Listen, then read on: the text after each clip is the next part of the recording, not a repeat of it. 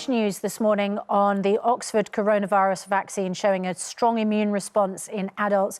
UK has ordered 100 million doses of that vaccine manufactured by AstraZeneca, but we know it won't come in time for Christmas. Just 5 weeks to go until Christmas, and health experts are warning that looser COVID rules over the festive season would come at a price. So is it selfish to celebrate a normal Christmas? We're joined now by the President of Epidemiology at the Royal Society of Medicine, a member of Independent Sage, Professor Gabriel Scally, who says there will be consequences for wanting a break from COVID restrictions, and political commentator Dominic Samuels, who says we need some joy. Welcome to you both. Professor Scally, can I just ask you first about the Oxford vaccine?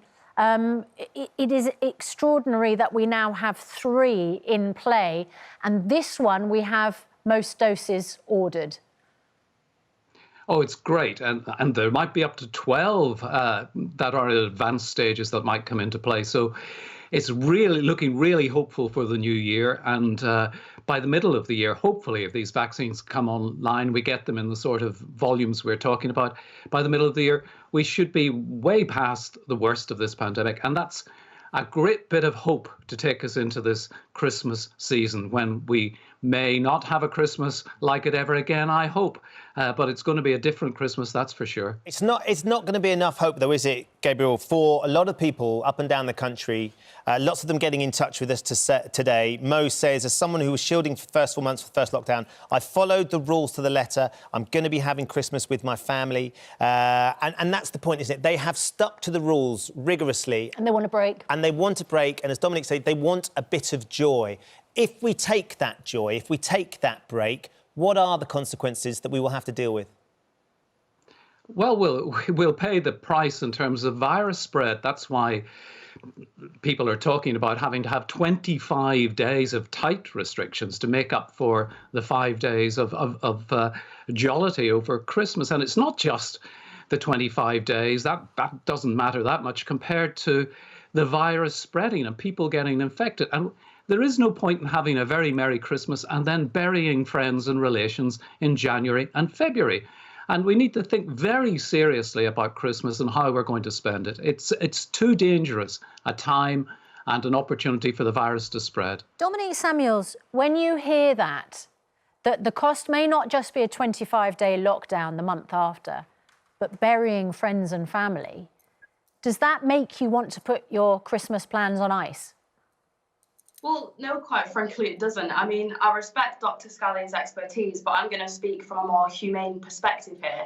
And it's that a lot of people feel as though they should not be told what to do by politicians and official experts that will likely do what they want in secret anyway, such as Matt Hancock and Neil Ferguson.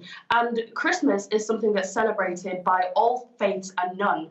And the idea that we should hide ourselves away from our family in perpetuity whilst people are spiralling into depression, whilst people are losing their livelihoods, whilst people are trapped in care homes, and whilst students are trapped in student accommodation, I think it's quite frankly inhumane. We have a right to see our families. We have a right to live our lives. And I think that that's what people will be doing, regardless of whether or not Big Brother upstairs gives us permission to do so. And I will commend people for doing that. We have a right to celebrate Christmas. The Defence Secretary earlier did pour water on the idea of a big social family Christmas. If Christmas was banned this year, so to speak, what would you do, Dominic? Would you comply, or would you stick to your line that you have a right to do what you want?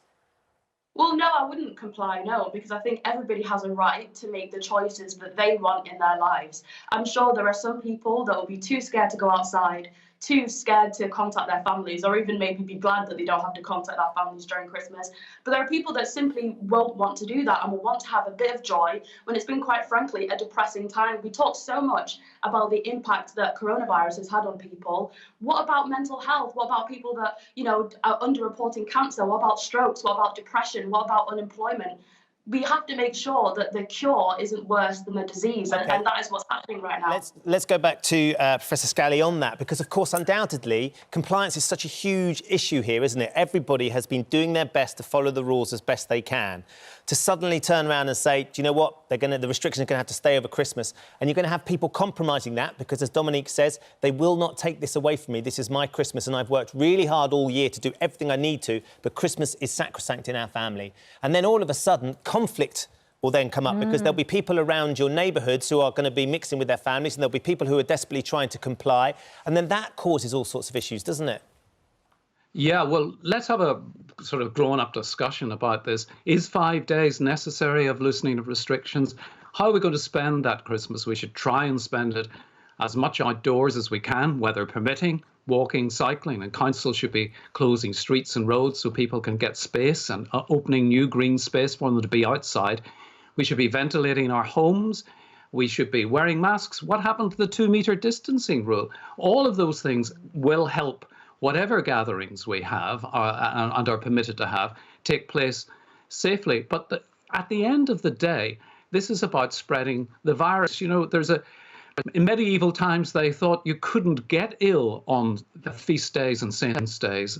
And that's one of the reasons that they had the feast and brought people together. But you can, actually. And lots of people are finding really great ways of keeping in touch, whether it be Zoom or meeting outdoors or whatever. With all due respect, Professor we can't Scally, have a normal meeting on Christmas Zoom 'cause is it's not quite the same, is it? Dominique, Samuels, just before we go, what do you think about an outdoor Christmas in order to stay safe? Well, I mean, people should take whatever precautions they themselves individually view as sensible. But for people to be constantly told what to do, threatened and derided, is only going to inspire more dissent. And I think we should be sensible about this and allow people to have a Christmas instead of scaring them in perpetuity. Because, you know, we've been blamed a lot for the spread of the virus because we're not listening to the rules. And a lot of that is because they, quite frankly, don't make sense. Let's allow people to have a Christmas. I mean, it's not a big ask. We're human beings.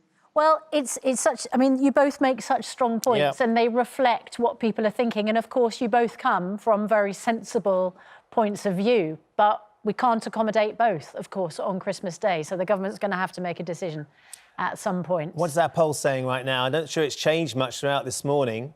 38,000, 39,000 nearly have voted. Still 75% saying no.